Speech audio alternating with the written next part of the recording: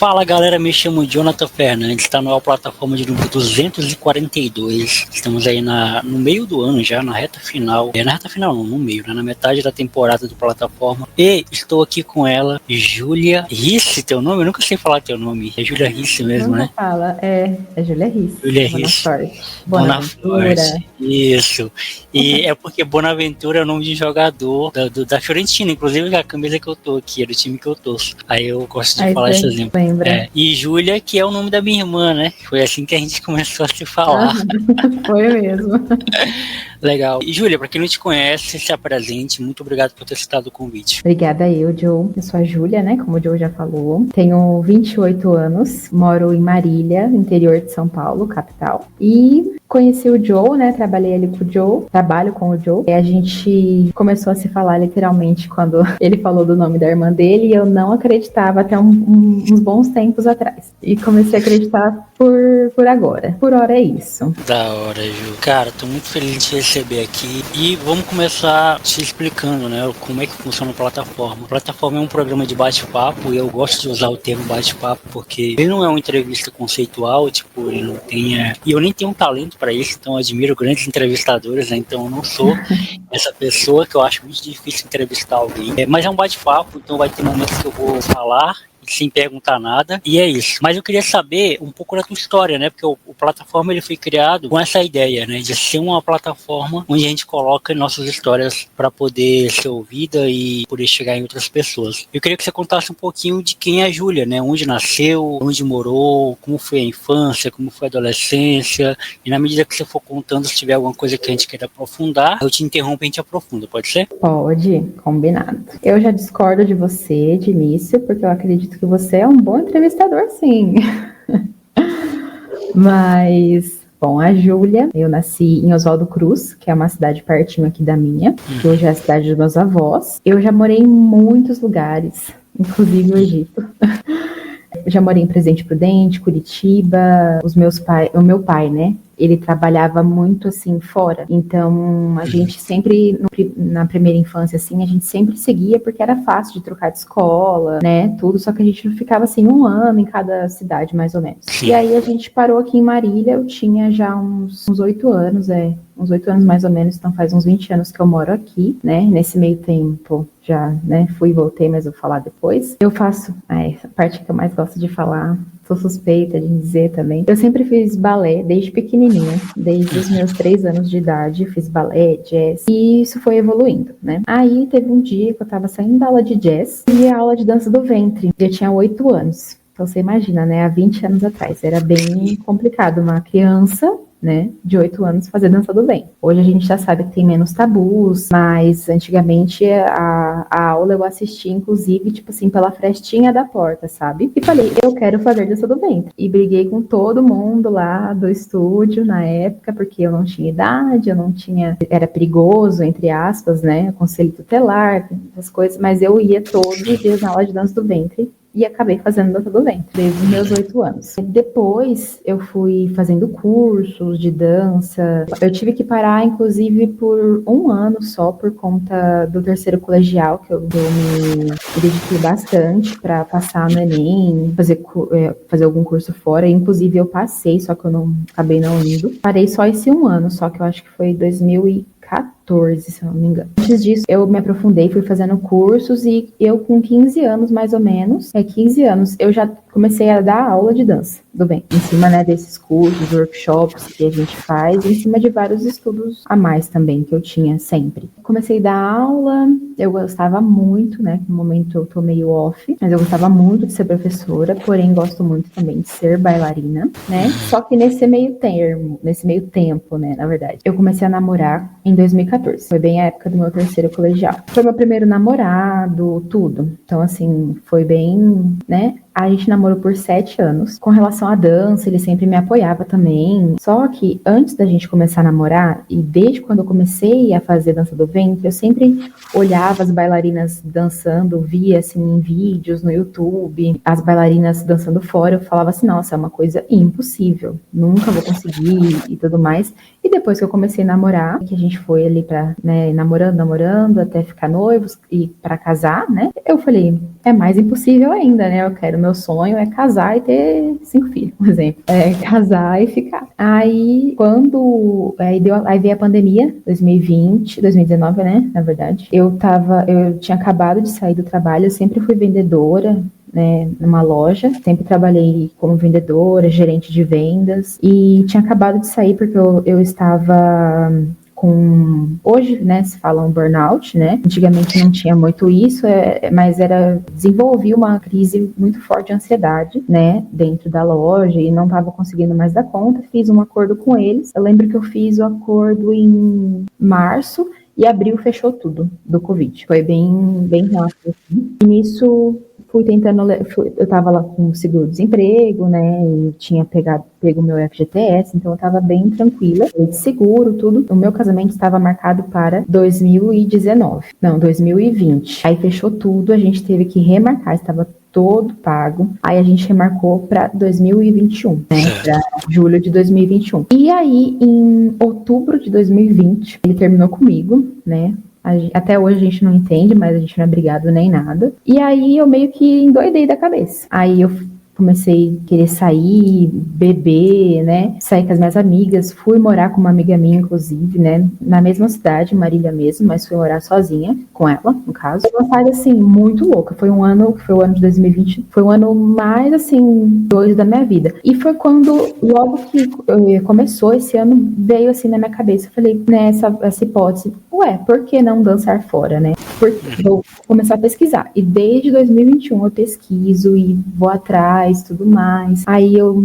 consegui outro emprego, depois eu consegui também outro emprego numa clínica que eu trabalhei de recepcionista por muitos anos, questão de financeiro também, até aqui no Evo, né? Era lá que eu trabalhava. E aí, nesse meio tempo, eu fui pesquisando mais, aprimorando, voltei a dar aulas, né, depois da pandemia, eu ia fazer aulas também, e nesse meio tempo eu conversei com muita gente, fiz bastante amizade, assim, de meninas brasileiras que trabalham fora, né, não só no Egito, mas tanto nos Emirados também, Turquia, Marrocos, enfim. E nisso surgiu uma oportunidade ano passado, 2024? 2023, o ano retrasado. Bem no começo do ano. E isso não entrava na cabeça dos meus pais. Porque eu ia para lá, porque você não assistiu o Salve Jorge?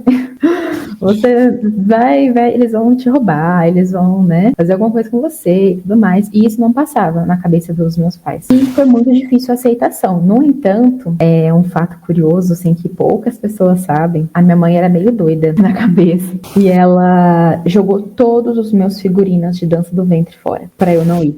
Tinha mais valor sentimental do que valor de dinheiro mesmo. Mas tinha um bom valor de dinheiro, porque figurinas de dança do ventre é muito caro mesmo. Eu não paro nem pra pensar o valor, porque, né, enfim, hoje eu perdoei ela, a gente já conversou e tudo mais. Aí nisso eu consegui me reerguer, comprei figurino de uma aluna usado, ganhei de uma outra amiga minha também, todos usados em bom estado, óbvio, mas assim, eu consegui me reerguer e aí, no meio do ano, surgiu outra oportunidade e aí eu peguei e falei, vou. Aí eu juntei todas minhas coisas, foi coisa de pouco tempo, assim, eu tirei o passaporte, eu vendi meu carro, na época eu tinha acabado de comprar, vendi meu carro para poder pagar a passagem, porque eles só pagavam a passagem de volta, a de ida eles não pagavam, e assim, foi quando eu fui em outubro de 2023 pro Egito, né, com um contrato assinado lá com uma agência, e fiquei até janeiro de 2024. Era outubro, novembro, dezembro, e isso, eu voltei ainda um mês depois. Foi uma experiência, assim, ao mesmo tempo foi muito louca, foi assim, hoje eu sinto muita saudade. Eu lembro que no meio da viagem, e eu fui assim, sem saber me comunicar muito em inglês, porque eu sei mais ou menos, só que você fica nervosa e não consigo. Menina do céu, chegou, eu tive que fazer várias pausas assim no aeroporto, esqueci o nome, como que fala. Chegou no aeroporto da Itália, eu tinha perdido meu voo, porque o outro voo tinha atrasado. E pra eu achar o lugar, eu perguntava pra todo mundo, e eles não aceitavam que eu falava inglês, eu já não falava muito bem inglês. Eles queriam comunicar comigo em italiano. Eu falei, não acredito nisso. Aí eu fiquei acho que 1 hora rodando o aeroporto inteiro com um monte de mala, travesseiro, mochila.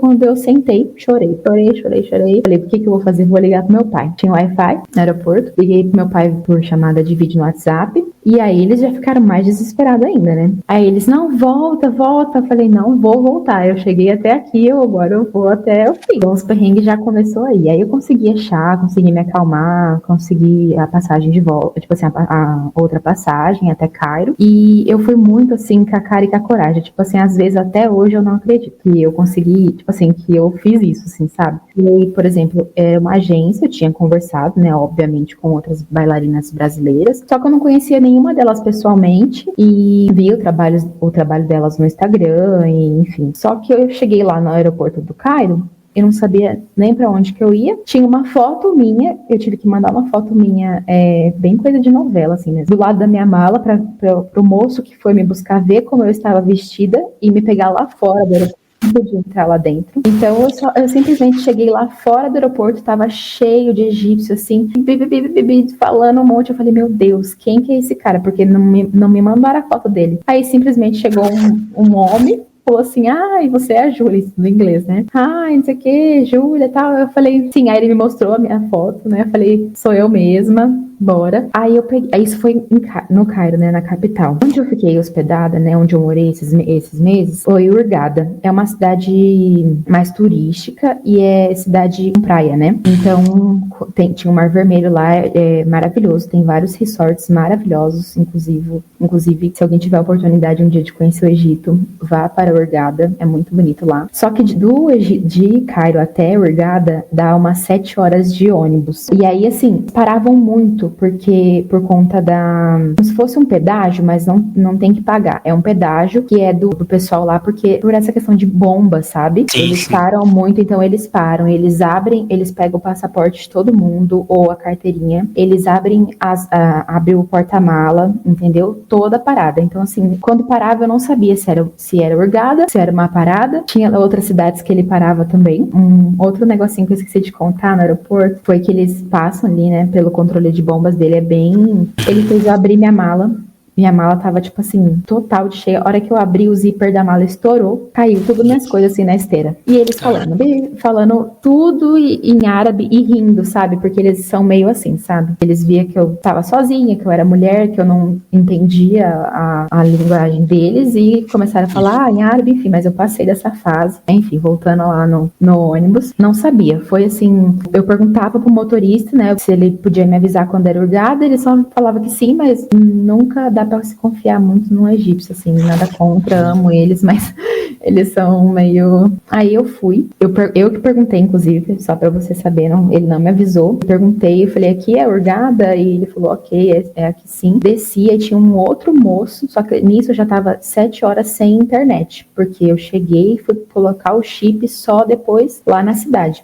Hoje eu deveria... vejo que eu deveria ter comprado lá no aeroporto mesmo. Mas eu fiquei 7 horas sem internet, sem comunicação com a minha mãe, com meu pai, com a minha família. Eles sabiam que eu tinha chego, mas não sabia se eu tava bem, se tinham me raptado, enfim. Aí a primeira coisa que eu pedi pra esse moço foi o Wi-Fi, pra avisar que eu cheguei e tudo. Mas assim, no começo, nossa, Joe, foi um baque, assim, eu só chorava. A primeira semana, eu chorei a semana inteira. Chorei horrores. Porque é muito diferente, assim, sabe? A questão cultural também deles.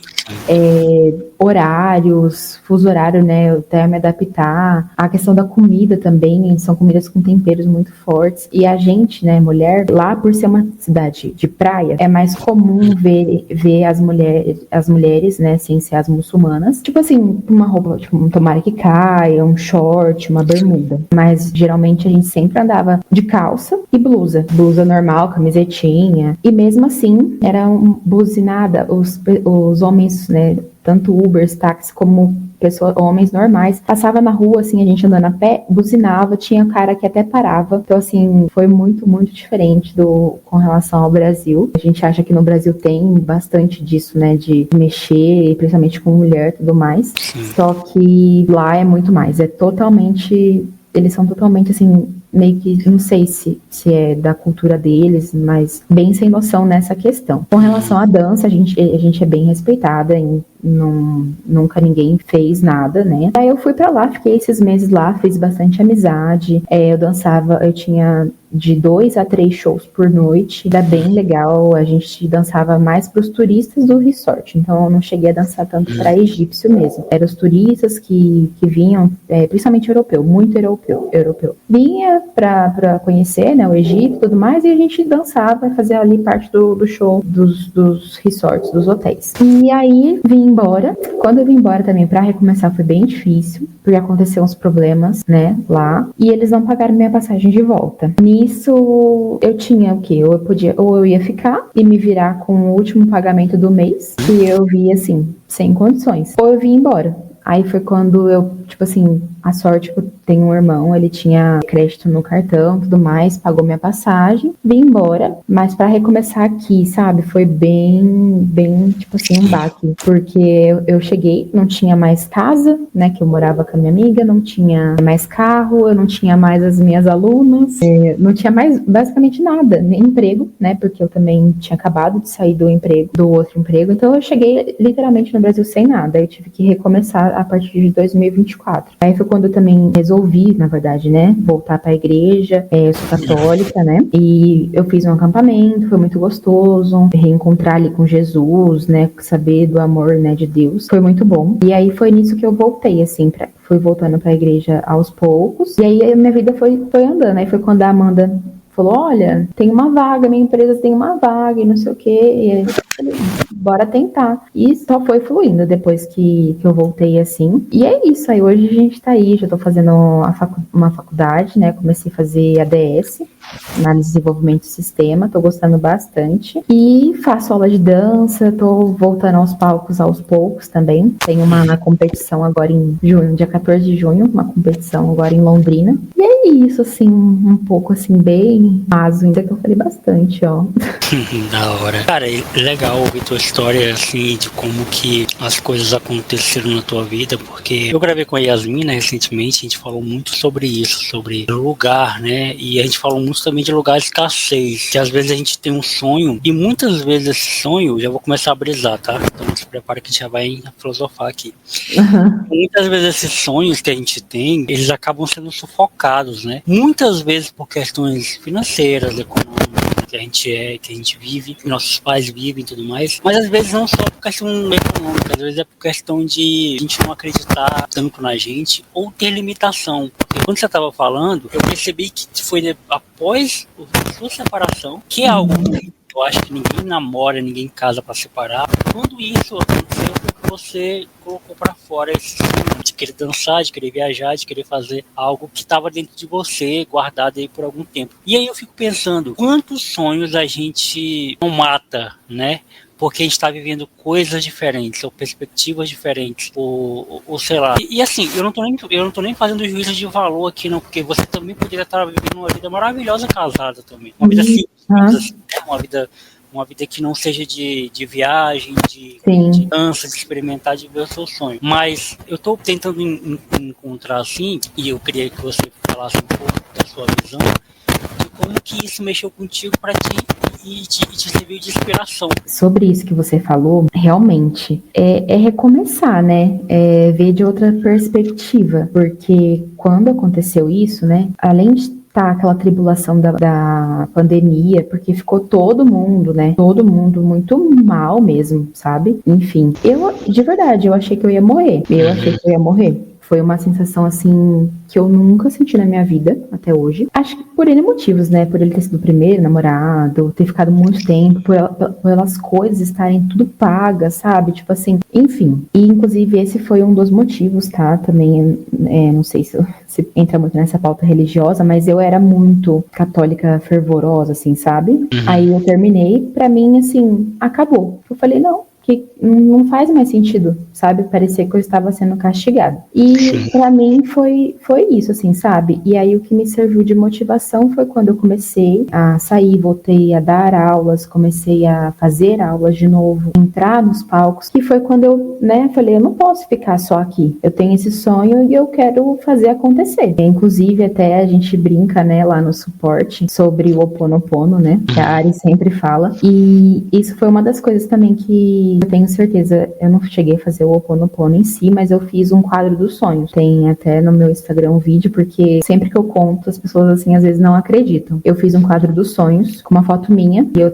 estava com uma roupa verde fluorescente. Eu coloquei a bandeira do Egito, porque eu queria exatamente ir pra lá. Coloquei um avião, coloquei o passaporte, coloquei as pirâmides, acho que foi só. E isso ficou ali, eu vendo sempre, todo dia. E quando aconteceu tão idêntico que até arrepio, assim, de falar, porque uma das roupas que a minha amiga me deu, de dança do ventre, era verde fluorescente, porque aquela roupa da foto, minha mãe tinha jogado fora. E foi uma das roupas que eu mais usei lá no Egito, porque tinha uma questão de combinação de cores, com as outras bailarinas e tudo mais. Então, assim, a maioria das fotos e vídeos que eu tenho é com a roupa verde fluorescente. É inacreditável. Então, assim, eu coloquei isso na cabeça, né, que eu iria. Só que o que acontece também? Quando a gente tem um sonho, também vou dar uma brisada agora, ou não, né, não sei. Quando a gente tem um sonho, eu percebi isso também com muita terapia, né, depois que eu cheguei aqui no Brasil de volta. A gente só pensa no nosso sonho. Por exemplo, eu quero muito, sei lá, comprar uma casa, ou eu quero muito viajar para tal país, ou eu quero muito, sei lá, qualquer sonho, quero um carro. Mas a gente não, a maioria, ou pelo menos eu, não pensei quando esse sonho acontecesse, o que eu ia fazer com esse sonho. Frustrante também, porque você chega assim, lá, foi muito bom, né, lógico, mas assim, eu cheguei lá e aí eu falei, tá, eu realizei meu sonho. E agora, né? Eu entrei numa confusão assim comigo, um conflito interno, que eu fiquei agora. É ir para outro país? É voltar para o Brasil? O que eu vou fazer? Então, tipo assim, eu entrei num conflito muito grande comigo mesma lá, e eu não tava fazendo terapia, porque eu fiquei lá, eu acabei ficando, né, um pouco transtornada com a situação em si. Eu acho que a gente sim tem que sonhar, tem que almejar, tem que correr atrás, só que a gente também tem que se preparar para quando se realizar, entendeu? Eu sonho ter um filho. Tá, mas e quando você tiver um filho? Ou você vai viver o resto da vida sem nenhum sonho, entendeu? Então, a gente se preparar pro pós. É o que eu acho, tipo assim, hoje, sabe? É o que eu não o que aí onde deu toda uma confusão de eu ter que voltar em médico, né? Voltar com terapia, enfim, tudo isso. Cara, eu concordo contigo. Eu acho assim, tem sonhos que eu nem sabia que eu tinha, né? Por exemplo, eu não sabia que eu tinha um sonho de ser escritor. E eu separo essas duas coisas. Ser escritor e escrever um livro. Eu acho que são coisas diferentes. Eu acho que são coisas diferentes, né? Porque qualquer pessoa pode escrever um livro. Principalmente se essa pessoa tiver a condição financeira de escrever um livro, né? Então, tipo, um famoso pode escrever um livro, né? Sei lá, qualquer pessoa, não quero citar nomes pra não parecer que eu tô julgando as pessoas, mas, enfim, qualquer pessoa pode escrever um livro quando quiser. Agora, ser escritor é diferente, né? Porque o escritor ele tem outro processo, ele tem outra forma de enxergar o livro, ele tem, enfim. E assim, eu nem sabia que eu tinha esse sonho, sabe? Porque eu sou uma pessoa pouco vaidosa, pouquíssimo vaidosa, assim, em todos os quesitos, assim. Eu nem falo isso pra poder dizer, nossa, como ele é virtuoso. Não, é só uma característica minha mesmo. Então eu não gosto de ser o centro das atenções, eu não gosto de ser o cara, o principal nas coisas, aquele que sabe resolver as coisas. Eu gosto de ser visto como alguém que contribui, como alguém que é amigo, como alguém, né, que é parceiro, mas não o principal, se ele não tiver, não funciona. E aí, um dos sonhos que eu realizei também, não eram nem meus, assim, era o sonho da minha família, que me marcou muito quando eu viajei pela primeira vez. Eu viajei para São Paulo, né? E eu fui pela empresa, inclusive, né? Foi a empresa que foi quando teve a primeira viagem, a imersão da empresa, foi a minha primeira viagem. E nesse período eu tava muito afastado da minha mãe, assim, sabe?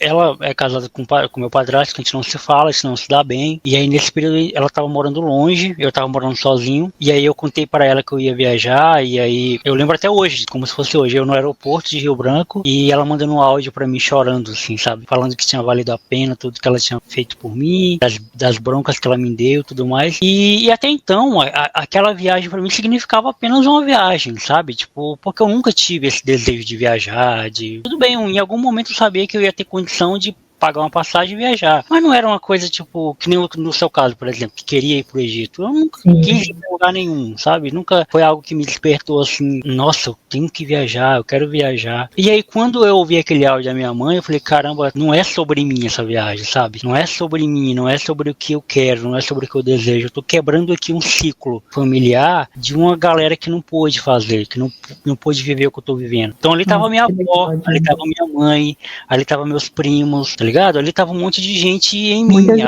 Isso, na verdade, né? Tio, minha tia, tava todo mundo sendo representado por mim ali naquele momento, sabe? E é por isso que eu falo que a gente tem que, e isso que você falou, cara, eu concordo super, é primordial a gente entender o que fazer depois do sonho realizado. É a mesma coisa de, beleza, a gente vai comprar o bolo, vai bater parabéns, depois de bater parabéns a gente vai fazer o quê? Sempre fica sem saber o que fazer, a gente vai cortar o bolo, tipo, a gente vai chamar a pessoa, a gente vai fazer o quê? É freestyle. A vida segue. E qual é a hora que acaba o aniversário? Não sei, é a hora que acaba quando todo mundo quiser ir embora. Então o sonho é meio que isso, pô, realizou, legal, e aí, sabe? Então, e é por isso também que eu acho perigoso viver em torno de um sonho. Acho muito perigoso esse negócio de viver pra realizar um sonho. Eu acho que a vida, ela tem muito mais nuances do que viver pra realizar um sonho, tá ligado? Nossa, Joe, total. Isso que você falou agora, porque eu tenho certeza. Nessa época eu estava vivendo por esse sonho. E a gente acaba saindo da realidade. Que nem você falou, a vida tem muitas nuances. Então, assim, além de eu não pensar, enfim, cara, a gente tem que viver o processo, né? Aí um dia a gente chega lá, mas eu não estava vivendo o processo. Eu simplesmente só coloquei isso na minha cabeça, esse sonho na minha cabeça, sabe, igual cavalo, né? Que tem aqueles negócios do lado, assim, pra não enxergar. Eu era igualzinho, eu não enxergava nada, não queria saber de nada, não queria saber de nada de ninguém, enfim, foi assim, extremamente fora da realidade mesmo. Então eu acredito que uma das coisas também que deu um pouco de rolo, que deu errado, eu tive que acabar vindo embora, foi isso também, porque eu não soube aproveitar o processo. Entendeu? Eu só cheguei, e foi quando também deu esse baque, né? Porque aí eu cheguei, beleza, consegui chegar. E agora? Tipo, não fazia mais sentido, entendeu? Depois de muito tempo, assim, hoje, assim, que eu penso em voltar, mas assim, não é uma coisa que eu, tipo assim, eu quero muito, óbvio, é uma coisa que eu almejo futuramente, só que não é e faço coisas, inclusive, pra isso, né, eu tô fazendo aulas, tô estudando, enfim, várias coisas, só que eu tô vivendo o processo, sabe, eu tô vivendo o processo, hoje eu vou trabalhar, hoje eu vou fazer aula de inglês, hoje eu vou fazer isso, hoje eu vou sair com a minha mãe, hoje eu vou, né, entendeu, então, assim, eu acho que é exatamente isso que você falou. A vida tem muitas nuances pra gente viver apenas por um sonho, né? Então, é complicado. E essa coisa da dança, Júlia, desde criança que você tem essa coisa de dançar, inspiração de alguém da família, como é que é? Então, menino, minha mãe fala que eu não nasci dela. Porque...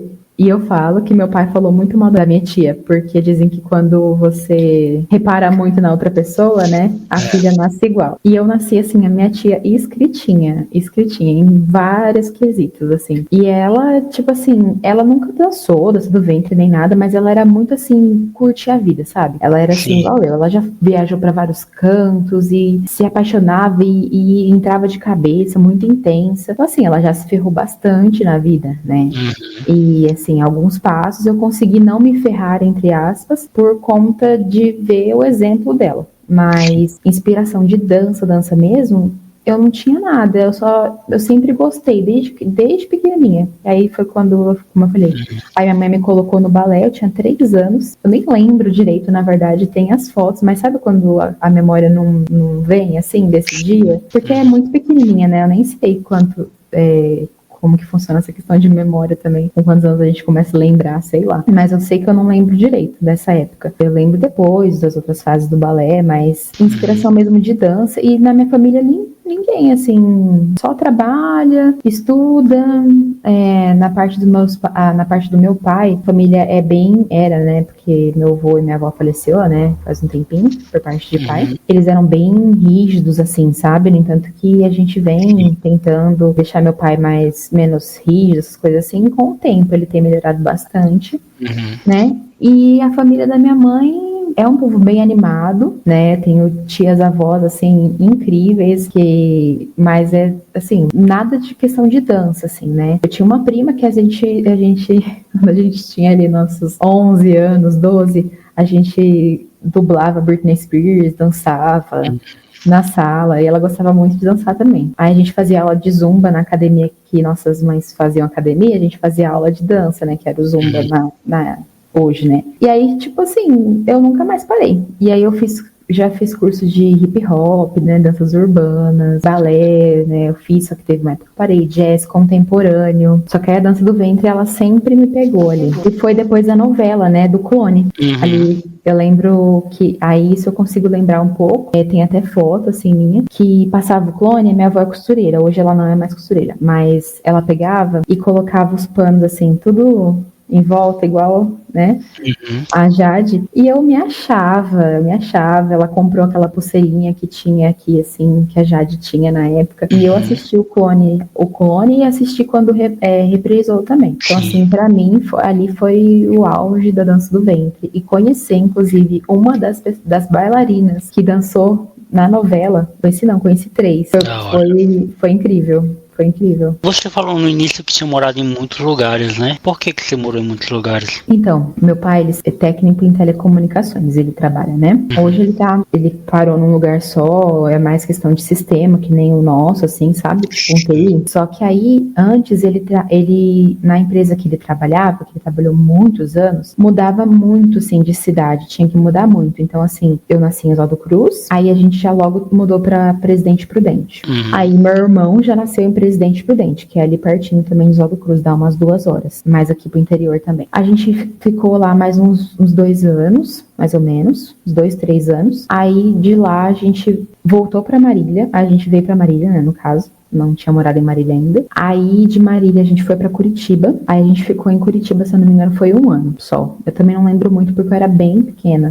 Tudo isso antes dos meus 8, assim, né? E aí de Curitiba a gente voltou pra Marília, isso. E aí a gente ficou. Aí teve uma época que meu pai começou a trabalhar no Rio de Janeiro. Foi o mais, assim, que tempo, assim. Eu lembro que, tipo, ele trabalhava lá, ele ficou uns 3 anos na empresa. E ele, tipo, vinha uma vez a cada 3 meses. Porque ele tinha que ficar muito tempo. Foi uma das primeiras oportunidades que eu tive de conhecer o Rio, que é incrível, eu amei o Rio, amo o Rio. Ele morava lá, e aí, quando a gente estava começando a ver as coisas, porque aqui eu já era maiorzinha, eu tinha 11 anos mais ou menos, 12, então assim, já era difícil a questão da escola, né, de trocar de escola, as coisas assim, e a gente já estava acostumado ali com os nossos vizinhos, que é onde eu moro até hoje, inclusive, eu só mudei de casa, tipo, de uma casa pra frente da outra, mas então, os nossos vizinhos ali são a nossa família, basicamente, porque aqui em Marília eu não tenho, meu avô e minha avó faleceram, né, eles moravam aqui, então não tem ninguém, então aí a gente fez amigos ali, que são nossa segunda família, praticamente, e aí a hora que a gente tava vendo minha mãe, né, e meu pai estavam decidindo se iam ou não pro Rio de Janeiro pra gente morar lá. Aí, na época, meu pai foi mandado embora. Aí, foi quando ele veio pra cá, né, pra Marília. E aí, eu não lembro agora, eu acho que ele fez mais alguns serviços e aí acabou parando nessa empresa que ele tá lá hoje. Mas a gente mudava muito por questão dele mesmo. Entendi. E você lida bem com mudanças? Como é que é mudar pra você? É tranquilo? Então, eu acredito que sim. Justamente por isso, eu não consigo ficar... Eu já tava esses dias mesmo, penso que eu tenho uma tia, né? A minha madrinha, ela mora em Atibaia, né? Essa minha tia que eu falo que meu pai reparou demais. Ela mora em Atibaia e o sonho da vida dela é que eu vá morar com ela. E aí, agora com o emprego assim, né? Com o emprego remoto, é bem mais fácil, no caso. E tem uma madrinha que mora uma outra madrinha também, que mora em São Paulo, capital, né? Então, assim, eu até tava me coçando esses tempo atrás, que eu falei, não, eu não aguento mais ficar aqui, eu preciso mudar de novo, porque eu sou muito, assim, sabe?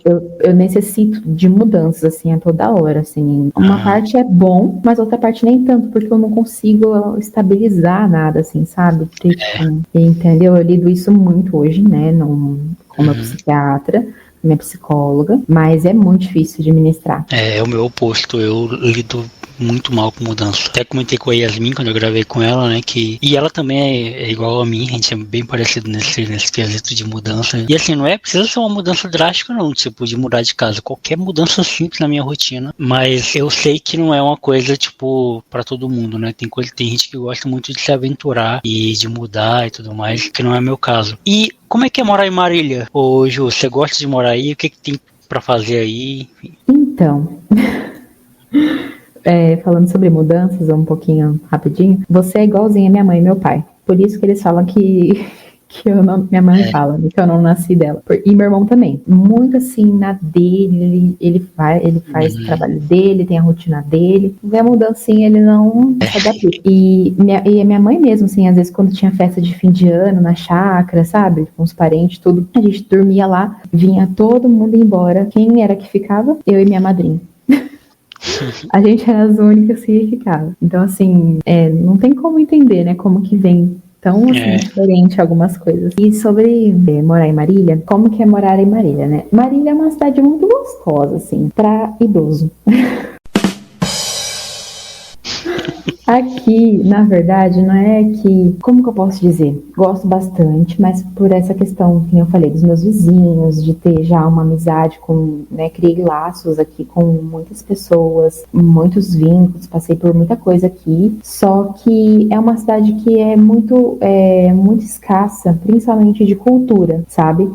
É uma cidade que ficou ali... A gente ficou 5 anos sem um teatro municipal, porque estava consertando. Aí, na época de eleição, que foi consertar, sendo que no fim hoje não consertaram nada, não arrumaram nada.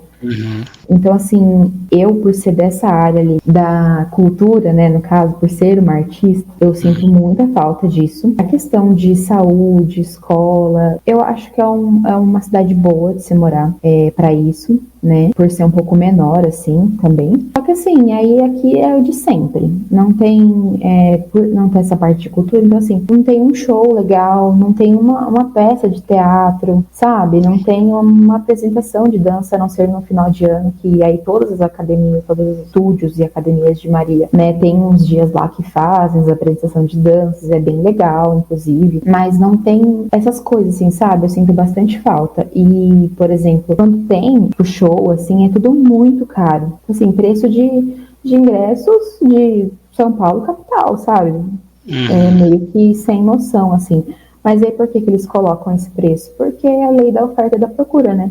Uma cidade pequena, só tem eles. Que fazem, por exemplo, que tem o carnaval aqui. É bem legal, é open bar, são 3 dias de festa. Só que assim, meio que já deu, né? O espaço ficou pequeno, eles não, sabe, não se importam mais e mantêm os preços caros, né? Os preços lá em cima. E vem gente de todas as regiões aqui. De Garça, Pompeia, Tupã, que é tudo pertinho, sabe? Vem gente de todos os lugares. É mais essa questão. Barzinho também, os barzinhos assim que tem aqui, é tudo de pagode, nesse estilo que tá tendo abrindo os barzinhos, assim, tudo nesse estilo de pagode, assim, sabe? Meio estilo Rio de Janeiro, assim, mas eu não sou muito fã de pagode. Aí tem um lugar aqui que eu gosto, que é de ir às vezes, chama Berlim. Aí é um lugar que toca rock, ele funciona de sexta e sábado. Aí você paga, tipo, R$10 pra entrar, R$15 pra entrar, é bem legal. E o ambiente, assim, é todo de rock, assim, com as bandas de rock, enfim. E tem vários covers que muito bons. Tem amigos que cantam e que tocam. Aí é onde geralmente eu gosto de ir. Ou às vezes eu dou uma passeada no shopping, ou no bosque. No bosque eu não costumo muito ir, mas até o bosque tá caidinho. Antes tinha, tipo assim, um lago com pedalinho, tinha uma cantina lá pra comprar as coisas, sabe? Aí, às vezes, o pessoal, né, da Secretaria da Cultura faz alguma coisa assim no bosque, assim, alguma atividade de domingo e tudo mais. Mas, tirando isso, assim, não tem muito pra onde ir. É mais questão, assim, marcar churrasco na casa das minhas amigas, algo assim, sabe? Ou o pessoal da igreja, marcar terço com o pessoal da igreja, depois a gente sai pra comer alguma coisa, ou cada um leva alguma coisa e a gente partilha. É mais isso mesmo que tem pra fazer aqui. Por isso que eu até falo que eu gosto de fazer hora extra pra ocupar um pouco a mente, porque não tem muita coisa interessante. Vai ter, na verdade, um show no SESI, tem o SESI aqui, mas aí também tem tem que pegar ingresso antes, e aí sempre tem pessoas que pegam ingresso de graça e vende, sabe, por R$ 50, uma coisa que pegou de graça, sabe? Então é um pouquinho complicado nesse quesito. Entendi. E aí uma outra característica sua que eu identifiquei é que você é fã de pop, mais especificamente da Anitta, né? Como é que nasceu esse teu amor pela Anitta? Então, na verdade, meus amigos LGBT, PIAP+, eles falam que eu sou mulher mobile, né? Que é uma mulher, vamos dizer, que convive com os gays, que ama os gays. Eu amo demais. Falo igual eles às vezes, só que não é gay exatamente, entendeu? E aí, por essa convivência, em 2021, que fui morar com essa minha amiga, eu conheci muitas pessoas no emprego que eu tinha entrado. Muitas pessoas LGBT, né? Principalmente as minhas gays que eu falo, né? Vocês podem falar aqui, mas eu falo porque eu amo elas.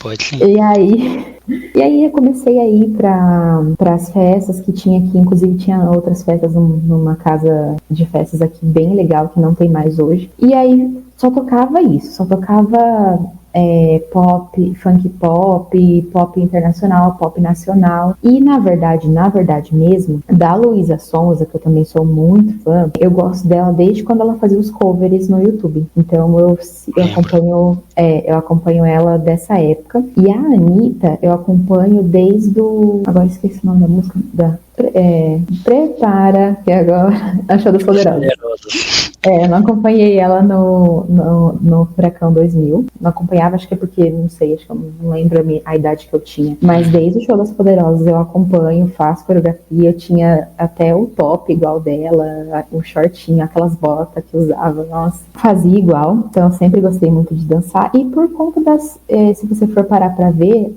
ambas artistas, além de elas serem muito boas, né? A Luísa Sonza, ela faz muita música boa, assim, com questão dos sentimentos dela mesmo, né? Eu gosto bastante. A Anitta, ela já foi mais para um lado internacional mesmo, né? Ela era o que ela queria. Ambas, que eu sou fã, muito fã hoje por conta do balé de ambas. Eu acho o balé de ambas incríveis, as danças que eles fazem, as coreografias de cada música, né, nos clipes e tudo mais. Mas eu sou fã mesmo. Em janeiro eu fui, não, ano passado, em abril do ano passado eu fui no show da Luísa, na turnê Escândalo Íntimo, em São Paulo. Foi bem legal. Fiz um bate e volta, foi doideira. E nesse ano, em janeiro, né, eu fui nos ensaios da Anitta, que era uma coisa que eu sempre quis ir, mas eu nunca tinha ido, também não lembro o motivo até hoje, assim, sabe? Mas deu certo de eu ir, compramos, fui com as minhas amigas, meus amigos, e foi muito legal. Da hora. E com isso também, eu sou bem eclética, né? Eu sou muito fã delas duas, sim. Só que eu sou bem eclética, uma pessoa que,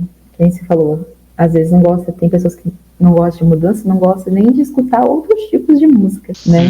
E comer outras coisas, pedir outras coisas no restaurante, um exemplo, sabe? Então vai lá e pede sempre o mesmo. Eu sou totalmente diferente. Eu gosto de escutar todos os tipos de música, depende do meu dia, do dia que tá ali, eu escuto, eu como alguma coisa, eu gosto de fazer bastante coisa diferente. Da hora, Ju. Cara, é isso, Ju. Muito obrigado por ter aceitado o convite, por ter colado aqui. Demorou um pouquinho pra gente conseguir. Mas quase que não foi. Quase que não foi, mas foi. Valeu a pena a espera. Estou muito feliz realmente você ter aceitado o meu convite. E é muito bom ser seu amigo, é muito bom passar os dias convivendo com você, né?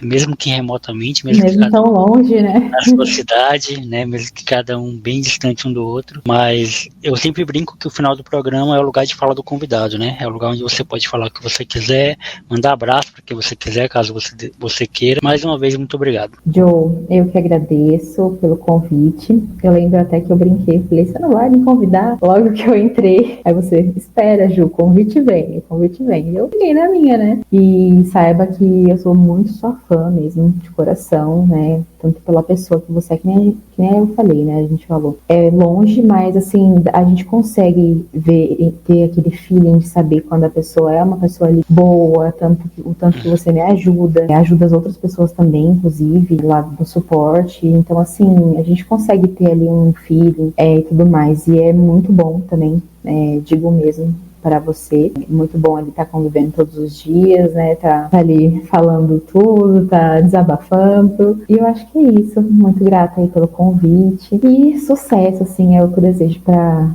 Não mandar abraço pra ninguém, acho. Só que é um sucesso que eu desejo para todos nós, assim, que a gente realize, né, consiga realizar nossos sonhos, mas sempre ali com um sonho a mais, né? Deixa um sonho ali a mais. E que nem você falou, viver o processo. Vai vivendo atrás, né? Corre atrás, mas vai aproveitando o caminho, né? A gente sempre tem que mirar num lugar, né? A gente mira e foca num lugar, mas a gente não pode esquecer do caminho, que eu acho que é a parte mais importante, né? Claro.